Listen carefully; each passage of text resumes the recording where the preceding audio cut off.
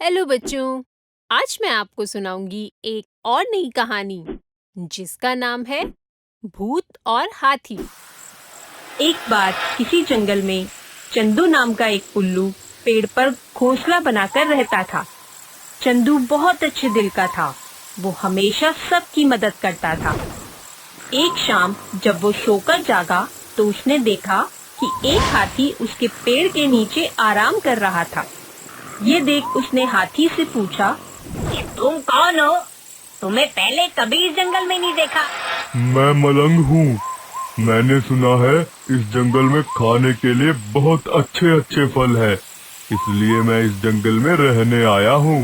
तुमने ठीक सुना है, इस जंगल में खाने के लिए बहुत अच्छे फल हैं।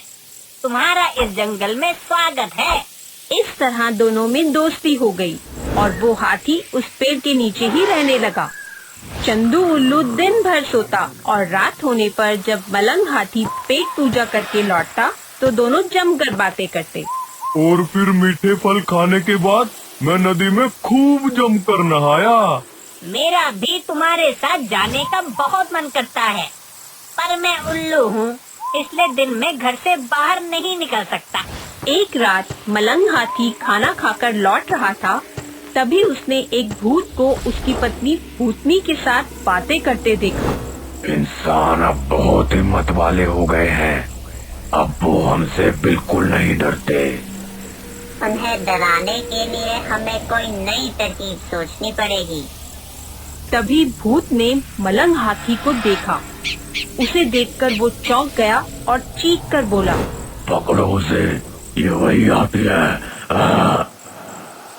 ये सुनते ही मलंग हाथी डर गया और वहाँ से भाग खड़ा हुआ। उसे भागते देख भूतनी ने भूत से पूछा, क्या हुआ? कौन है वो हाथी? मुझे एक सपना आया था। सपने में मैंने एक हाथी पूरा खा लिया।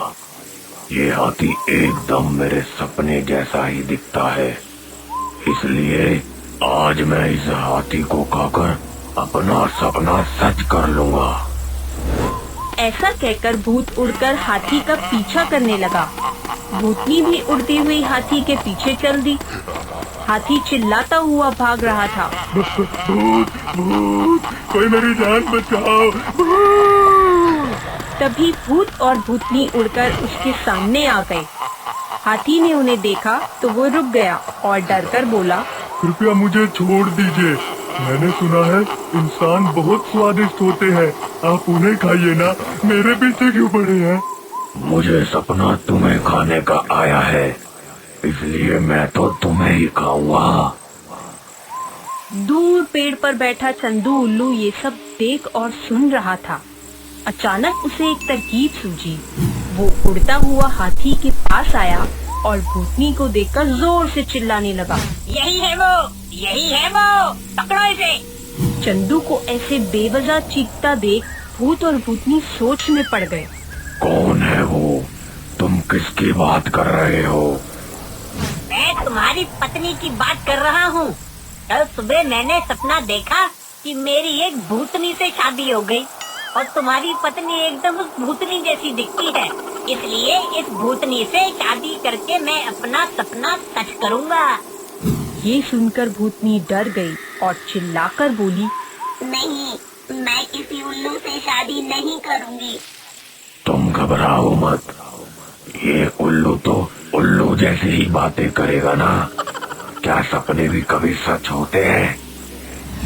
पर तुम भी तो अपना सपना सच करने के लिए हाथी को खा रहे हो, क्या तुम भी उल्लू हो?